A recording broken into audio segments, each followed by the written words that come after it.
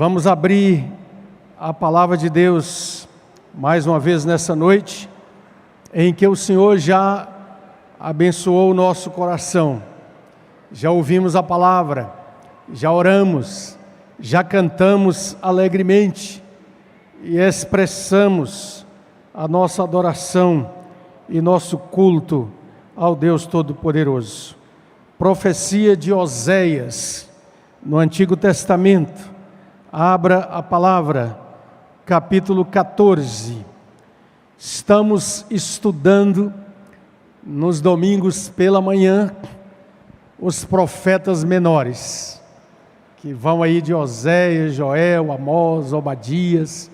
Privilégio maravilhoso de estudar e ler a palavra de Deus e ouvir aquilo que Deus tem para nós, pela sua graça misericordiosa, olhar para a palavra no contexto em que ela foi dada e no propósito que ela tem dentro da história da salvação, dentro do tempo da graça, do tempo da aliança, do tempo do perdão, do tempo da igreja.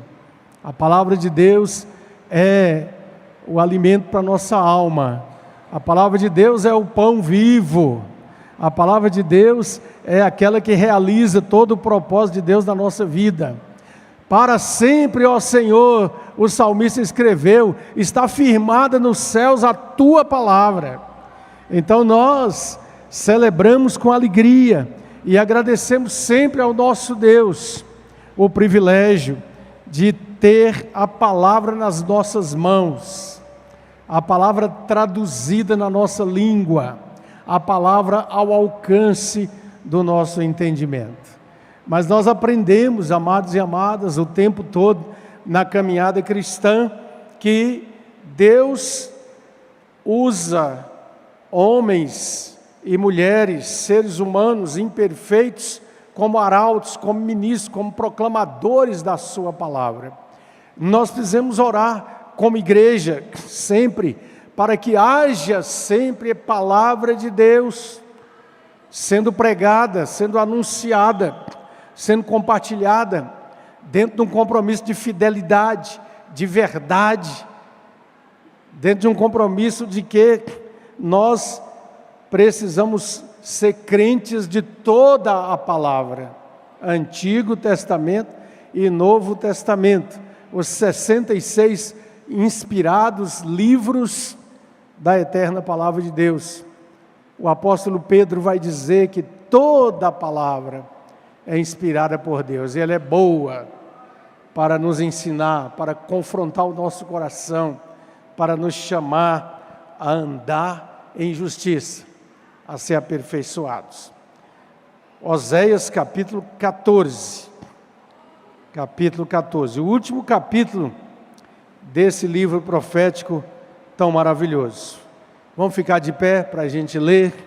Se você ainda não está tão cansado, pode ficar de pé, por favor, com a sua Bíblia aberta, e vamos ler. Volta, ó Israel, para o Senhor teu Deus, porque pelos teus pecados estás caído. Leia comigo o verso 2. Tendes convosco palavras de arrependimento, e convertei-vos ao Senhor, e dizei-lhe: perdoa toda a iniquidade, aceita o que é bom, e em vez de novilhos, os sacrifícios dos nossos lábios.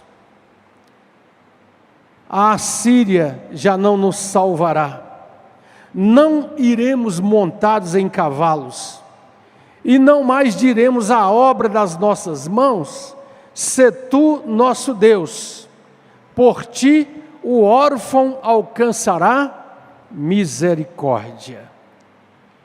Curarei a sua infidelidade, eu de mim mesmo os amarei, porque a minha ira se apartou deles. Verso 5, vamos juntos? Serei para Israel como orvalho, ele florescerá como lírio, e lançará suas raízes como cedro do Líbano. Estender-se-ão os seus ramos, o seu esplendor será como o da oliveira, e sua fragrância como a do Líbano. Verso 7. Os que se assentam de novo à sua sombra voltarão, serão vivificados como o cereal e florescerão como a vide. A sua fama será como a do vinho do Líbano. Ó Efraim, que tenho eu com os ídolos? Eu te ouvirei e cuidarei de ti. Sou como o cipreste verde, de mim procede o teu fruto. E o verso 9 traz um apelo final. Vamos ler juntos? Quem é sábio que entenda essas coisas? Quem é prudente que as saiba? Porque os caminhos do Senhor são retos. Os caminhos do Senhor são retos, e os justos andarão neles, mas os transgressores neles cairão. Diga: os caminhos do Senhor são retos. Os justos andarão neles, mas os transgressores cairão. Amém? Você recebe a palavra do Senhor? Então agora sente e faça um momento de oração. Ore pela palavra. Hoje foi um dia muito intenso. Tempo quente, movimentação para cumprir nosso dever de cidadão. Eu creio que muitos irmãos e irmãs que estão nos ouvindo em casa não tiveram o ânimo, se sentiram bastante cansados, cansadas talvez, para vir e estar presente, mas você está ouvindo, está participando, está recebendo a palavra de Deus. Deus abençoe sua vida e fale com o seu coração. Mas nós precisamos pedir a Deus que fale. Nós precisamos rogar a Ele que essa palavra prometida aqui, com essa fragrância, com esse esplendor, venha de encontro à minha necessidade, à minha pessoa, ao meu coração. Eu e vocês precisamos pedir constantemente: Senhor, sonda-me, conhece o meu coração, como o salmista de Israel pediu. Deus nos conhece, Deus sabe da nossa história, Deus sabe o que passou conosco na semana que passou. Deus conhece todas as coisas, e quando nós vimos adorar, nós vimos entregar e derramar perante Ele o nosso coração. Então faça isso, com alegria. Glorifique a Deus, porque a chuva está caindo. Bendiga ao Senhor, porque sua bondade se manifesta em todas as formas, por misericórdia. Vamos orar. Ó Senhor, bendito Senhor. Moisés escreveu aquele cântico maravilhoso: destila tua doutrina como a chuva, goteje como gotas preciosas sobre a terra. Bendito Senhor, a tua palavra fala da chuva temporã e da chuva serôdia, da visita, do derramar do teu Espírito, da graça do Senhor. Bendito seja o Senhor, porque teu povo está reunido. Oramos pelos amados que estão em casa, pelos que estão acompanhando este culto, receberão essa mensagem. Fala aos corações, meu Deus. Dá-nos tua palavra, alimenta nossa alma. Tem compaixão de nós. Espírito do Trino Deus, opera em nós. Consola-nos, quebranta-nos, transforma-nos, transborda-nos. Espírito do Trino Deus, opera em nós, no nome e para a glória de Jesus.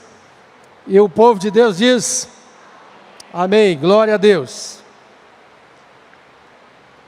Glória a Deus. Quero que você faça um exercício aí, de apurar os seus ouvidos, para ouvir. Nós queremos ser breves. Vai orando aí, clamando a Deus. Hoje o nosso irmão Pedro, que já está trabalhando com a direção do conselho, nos apresentou aqui, e nós vamos tomar conhecimento na terça-feira do projeto de melhoria da nossa sonorização. Amém? Glória a Deus. Diga assim: eu quero participar. Amém. Que seja uma decisão de coração, é um desafio, mas nós precisamos. Temos recebido de vez em quando, uma manifestação de alguém, de um visitante. Olha, sentei em determinado lugar, não consegui ouvir. Já temos os estudos, os projetos, tem reverberação que precisa ser tirada. Mas nós vamos fazer. É caro, mas o dono dessa igreja é muito rico. Amém? Você crê nisso? Glória a Deus. Esse é um tempo que tem muito a ver com a mensagem dos profetas menores.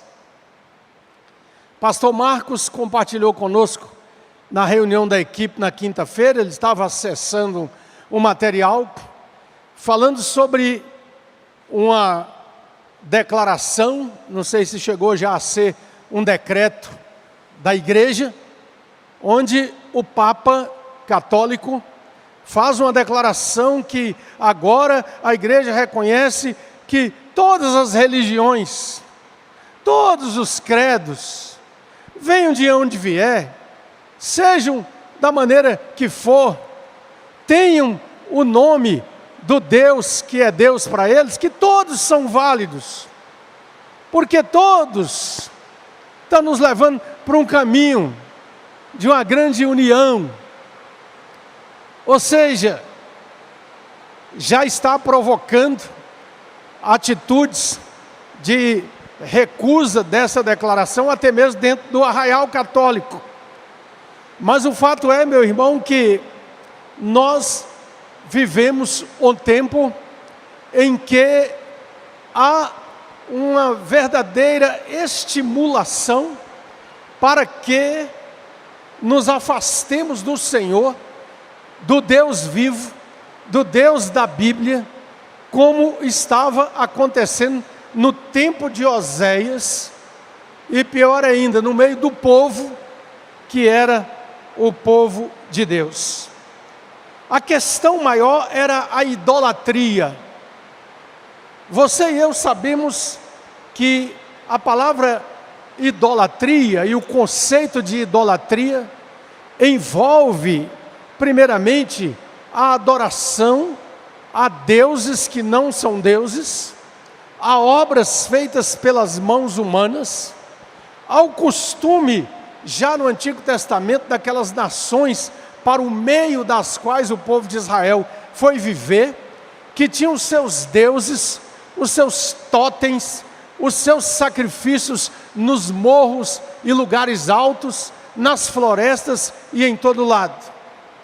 Mas o conceito de idolatria na Bíblia alcança, na perspectiva da nova aliança, tudo aquilo que no nosso coração toma o lugar central e nos afasta da comunhão com o Deus vivo. Oséias se levanta para mostrar a esse povo que há consequências quando o povo se afasta do Senhor. Então eu queria que você voltasse para o capítulo 13, na sua Bíblia, mantém sua Bíblia aberta aí, por favor, nós queremos estar firmados aqui na palavra. E Oséias usa figura muito interessante, quando ele, no versículo 2 do capítulo 13, diz: agora, porém, mais e mais, e da sua prata fazem imagens de fundição, ídolos segundo o seu conceito, todos obra de artífice, e dizem: sacrificai a eles, homens até beijam bezerros.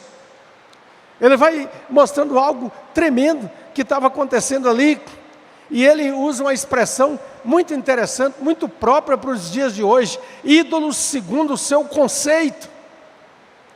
Os conceitos humanos que idolatram pessoas, idolatram coisas criadas pelo homem, idolatram as expressões da riqueza, da pretensa sabedoria e poder humano. E Oséias, lá, séculos antes de Cristo, no versículo 3, ele usa 4 figuras interessantes aí, preste atenção. A primeira delas, como nuvem de manhã. Repita comigo: como nuvem de manhã. A segunda, como orvalho que cedo passa. Vamos lá? Como orvalho que cedo passa. A terceira, como palha que se lança da eira. E a quarta figura, como fumaça que sai por uma janela. Consequências de afastar-se do Senhor. Ele diz: vocês estão criando suas obras, vocês estão criando e colocando deuses e ídolos no seu coração, vocês estão achando que estão prosperando muito, que estão sendo grandemente exaltados pelos que estão batendo palma pela rebeldia de vocês, mas vocês serão primeiro como nuvem de manhã. Aquela nuvem que surge no céu, parece até promissora no tocante à chuva, mas logo ela se vai e se dissipa.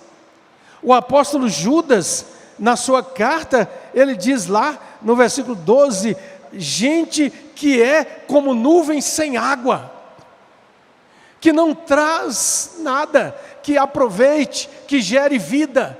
Então a palavra profética aqui está dizendo que afastar-se do Senhor é tornar-se como nuvem de manhã, que não tem consistência nenhuma, mas também como orvalho que cedo passa. Você que tem um costume e um relacionamento com a roça, com o campo, sabe que é muito interessante esse processo maravilhoso, e vale a pena estudar sobre isso, que mesmo nos meses que não tem chuva, um orvalho que vem e que cai ali sobre a terra, mas o orvalho, embora seja recebido com gratidão, com alegria, e ajude de alguma maneira a não trazer uma secura total à terra, mas ele cedo passa. Ele se dissipa quando o sol na sua força bate em cima. Então, a consequência de ser apenas como um orvalho que cedo passa. Como é a natureza, a essência da nossa fé. Ela fica realmente ali na superfície, na periferia. E de repente nós estamos alegres a adorar o nosso Deus, mas de repente as contrariedades vêm, as dificuldades, os contratempos, e então nós já passamos e não estamos mais envolvidos e focados em permanecer fiel ao Senhor. Como a palha lançada da eira. A expressão original aqui é mais ou menos aquela tarefa de pegar os grãos, colocar na peneira e soprar para tirar a palha e limpar o feijão, limpar o café. E aquela palha se vai, ela não é aproveitada, ela se perde. E muitas vezes a vida longe de Deus, a vida em contraste contra Deus, em desobediência à palavra de Deus, é como essa palha lançada da eira. Parece que tem alguma consistência, mas logo se vai. E o profeta está advertindo o povo de Israel que essa é uma dimensão do próprio mover de Deus para mostrar a nulidade dos ídolos. Mas finalmente, como a fumaça que sai pela janela, também vai e se perde, né? Só fumaça. Havia uma perspectiva de fogo, mas o fogo não chegou. Fumaça que se dispersa. Essa é uma consequência de se afastar do Senhor. Mas o profeta não fica aqui nessa mensagem apenas negativa, mas ele traz também a forma prática, o convite para que voltemos ao Senhor.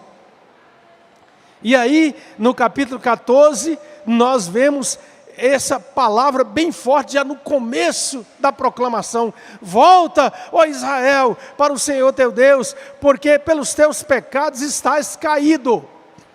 Volta para o teu Deus. O caminho de volta é um caminho aberto pela misericórdia do Senhor.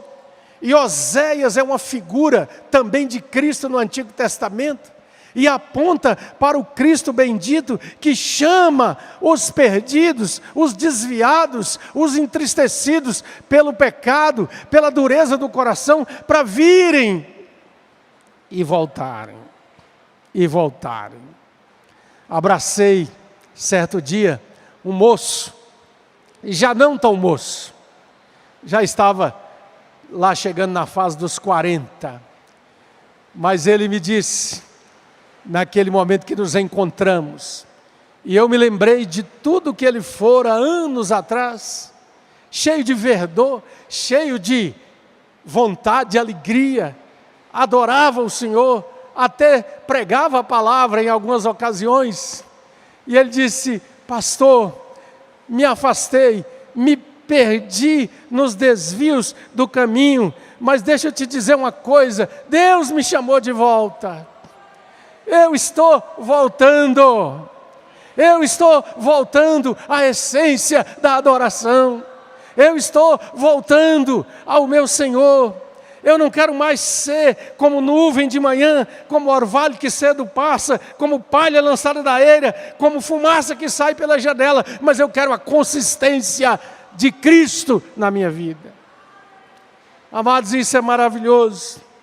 E esse moço me falou das coisas boas que Deus estava fazendo nesse tempo que ele estava experimentando de volta para o Senhor. E nós podemos abraçá-lo ali, orar e agradecer a Deus. Então o profeta diz que nós temos uma forma prática, é um caminho prático para nós fugirmos das consequências do pecado e voltarmos para o Senhor. A primeira delas é reconhecimento do pecado. Diga, reconhecimento do pecado.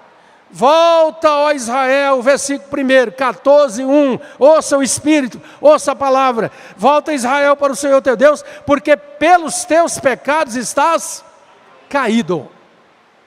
O pecado nos lança por terra.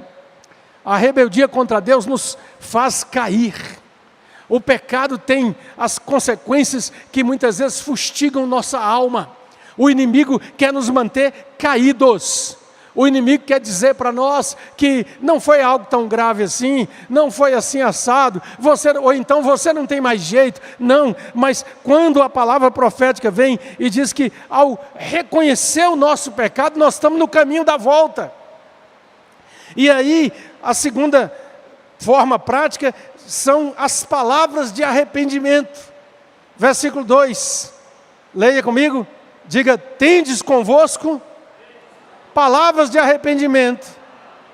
Palavras de arrependimento. Palavras. Ei, deixa eu dizer para você, as palavras carregam muito poder. Não me entenda mal. Não estou aqui atribuindo algo místico a formas místicas de palavras, mas nós estamos dentro do que a palavra de Deus ensina. Aquilo que nós declaramos com firme convicção da palavra de Deus tem o significado de mover o nosso coração para dizer: nós vamos nessa direção. Quando você abre a sua boca e diz com toda clareza: se confessarmos os nossos pecados, Ele é fiel e justo para nos perdoar o pecado e nos purificar de toda injustiça. E você declara: eu confessei o meu pecado, eu estou livre de toda injustiça, sou de Jesus, já fui perdoado, já fui perdoada. Diga: reconhecimento do pecado, palavras de arrependimento, conversão verdadeira. Olha para o versículo 2 de novo aí. Tende convosco palavras de arrependimento e convertei-vos ao Senhor. Dizei-lhe, ora mandando dizer a palavra. Dizei para quem? Para o Senhor. Perdoa toda iniquidade, Senhor. Aceita o que é bom. E em vez de novilhos, os sacrifícios dos nossos lábios.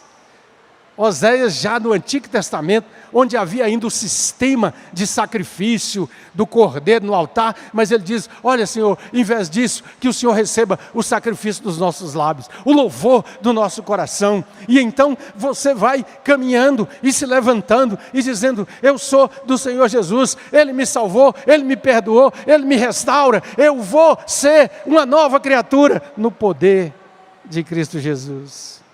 Diga, reconhecimento do pecado, palavras de arrependimento, conversão verdadeira, abandono completo dos ídolos, abandono completo dos ídolos e das alternativas humanas. Versículo 3. Israel ainda achava que a Assíria e o rei de Israel queria fazer uma aliança para resolver os problemas que ele estava tendo com os inimigos. Mas Oséias diz aqui, a Assíria já não nos salvará, nós não iremos montados em cavalos, buscando a força e a capacidade nossa, e não mais, diga não mais, diremos a obra das nossas mãos, Tu és o nosso Deus. Nós vamos abandonar todas as alternativas humanas. O convite do Senhor é para esse reconhecimento pleno. Eu não vou mais dizer para o dinheiro, para as propriedades, para a posição que eu tenho, para o trabalho, para as coisas que são importantes e realçadas e dignificadas na vida humana, mas eu vou dizer, Senhor, Tu, somente Tu, és a maior riqueza da minha vida e do meu coração. Isso é restauração maravilhosa e preciosa. Mas Oséias então fala sobre as consequências da idolatria, do afastar-se do Senhor, a forma prática de voltar, acabamos de ouvir, e nós temos aqui os resultados, diga resultados, de voltar para Deus. Diga resultados de voltar para Deus. Primeiro, perdão e cura. Diga perdão e cura. Versículo 4, curarei a sua infidelidade. Eu de mim mesmo os amarei, porque a minha ira se apartou deles. Deus promete curar. E a cura aqui, ela é plena. Ela envolve corpo, alma e espírito. O ser total que volta para Deus. Perdão e cura. Estabilidade e crescimento. Diga estabilidade e crescimento. Versículo 5. Serei para Israel como orvalho, ele florescerá como o lírio e lançará as suas raízes como o cedro do Líbano. Aleluia, meu irmão, minha irmã. Essa é a prosperidade bíblica, genuína, verdadeira. O profeta está dizendo, quando voltamos para o Senhor, Ele cura o nosso coração, Ele traz perdão sobre nós, Ele retira de sobre nós o peso da acusação maligna, do ataque maligno. Ele mostra agora que nós podemos estabilizar e crescer. O cedro na Bíblia é o exemplo, pensa numa árvore forte, numa árvore bem enraizada, cheia de ramos e de tronco precioso, e o Senhor promete ao seu povo. Diga perdão e cura, estabilidade e crescimento, qualidade de vida espiritual. Versículo 6, estenderão os seus ramos, o seu esplendor será como o da oliveira, e a sua fragrância como a do Líbano, que era conhecido, uma região ali de perfumes preciosos e maravilhosos. Sabe o que ele está falando? Fragrância. Fragrância é o perfume de Cristo. E aí o apóstolo Paulo, pelo Espírito Santo, vai usar essa promessa e dizer, vocês são o perfume de Cristo.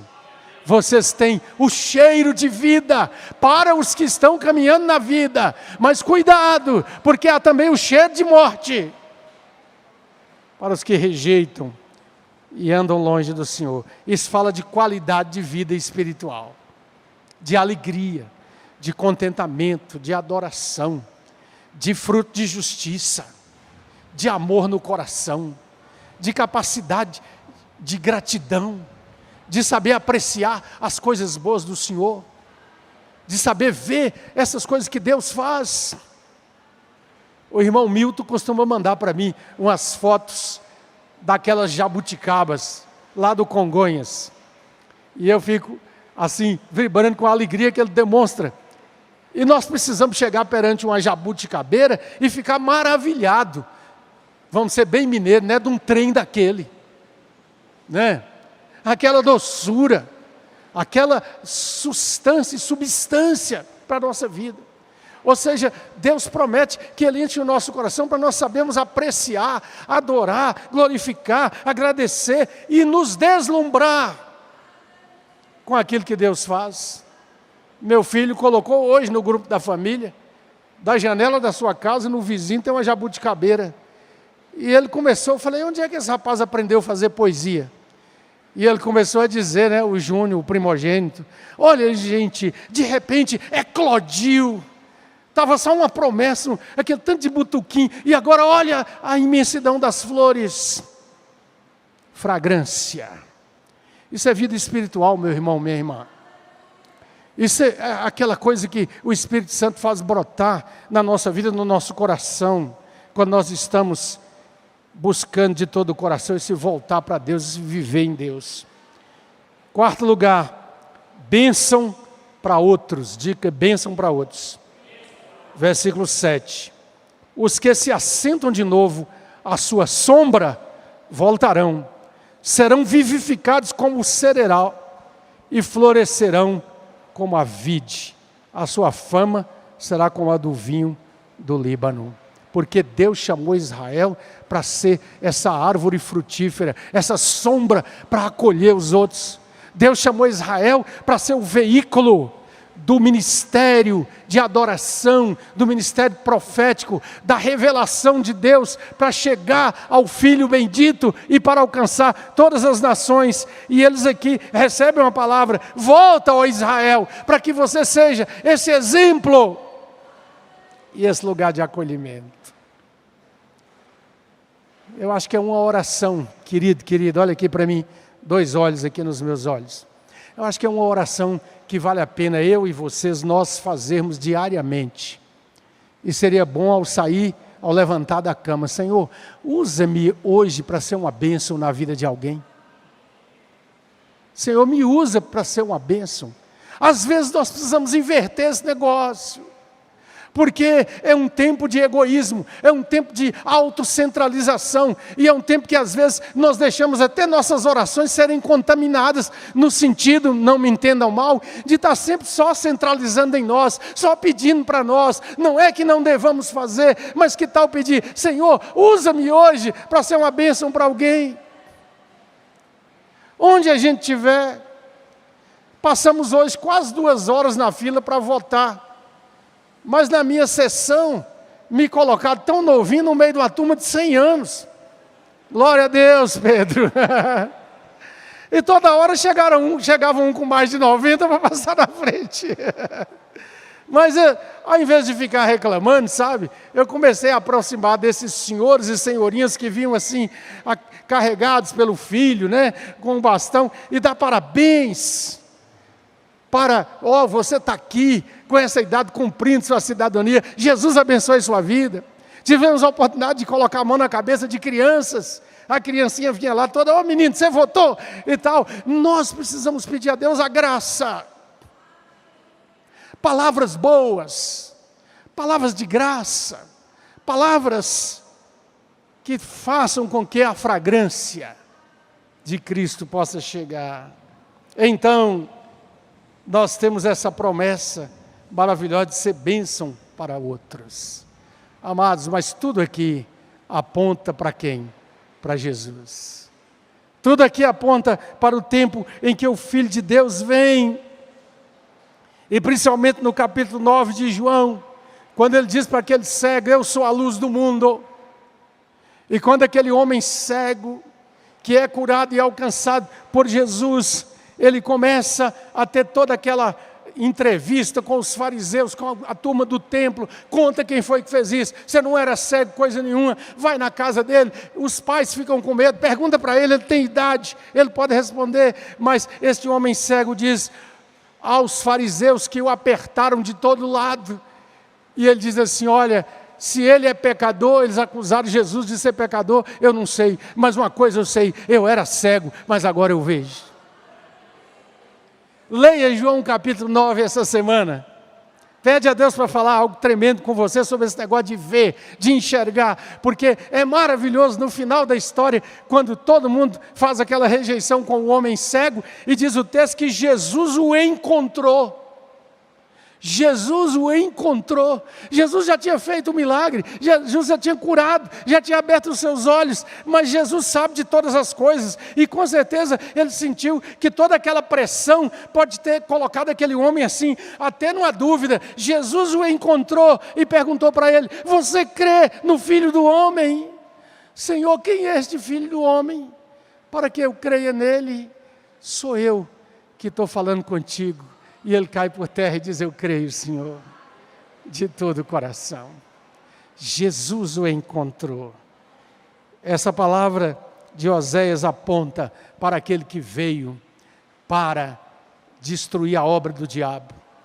Ele veio para, com o poder eficaz do seu sangue derramado por nós, anular a acusação do maligno, trazer sobre nós o seu perdão e chamar-nos sim para arrependimento e conversão, para andar com Ele em novidade de vida. E essa é a grande mensagem do Evangelho. Essa é a mensagem que vale a pena pregar. Como eu lembrei aqui de manhã, de um antigo hino, no céu, na terra, que maravilhas está operando o poder do Senhor, mas o seu amor aos homens perdidos, das maravilhas, é sempre a maior. Karl Barth, um alemão bastante inteligente e sábio, considerado um dos maiores teólogos cristãos do século passado. Karl Barth, doutor honoris causa nas maiores universidades do mundo, um crente bíblico profundamente conhecedor da palavra de Deus, teólogo renomado. E ele foi convidado para uma universidade americana para dar uma palestra. Isso atraiu gente do país todo. Os filósofos, os teólogos, os doutores em divindade. E lá naquela conferência, diz a biografia de Karl Barth, os repórteres vieram sobre ele. Doutor Karl Barth, o senhor tem atraído tanta atenção aqui na América, a sua sabedoria, os seus livros, a sua teologia. Qual é, o senhor podia resumir numa frase, qual é a frase mais importante, o conteúdo mais importante das grandes verdades da teologia? Ele disse, é fácil, é um cântico infantil, Jesus me ama, a Bíblia assim o diz. Eu vibro quando eu leio sobre isso, porque essa é a verdade central do Evangelho. Ele veio para libertar os cativos. E por isso, a canção que tomou conta no tempo de libertação dos africanos e na revolução dos cravos em Portugal. Ó, vinde vós os povos de todas as nações, erguei-vos e cantai com alegria, fazei soar no ar a nova melodia, que Jesus Cristo traz libertação. É tempo de vencer a vil escravidão que em vós exercem homens ou ideias. É tempo de dizer que só Deus pode ser o único Senhor da humanidade. A verdade vos libertará. Sereis em Cristo totalmente livres. Vinde, pois, todos, vinde já e celebrai com alegria a vossa libertação. E vós os explorados, e vós os oprimidos, e vós os que viveis em agonia, e vós os cegos, coxos, cativos, sós, sabei que em breve vem um novo dia. Um dia de verdade, um dia de justiça, um dia em que haverá na terra paz, e que será vencida a morte pela vida, e a escravidão, enfim, se acabará. Aleluia! Bendito seja o Senhor. Bendito seja o Senhor.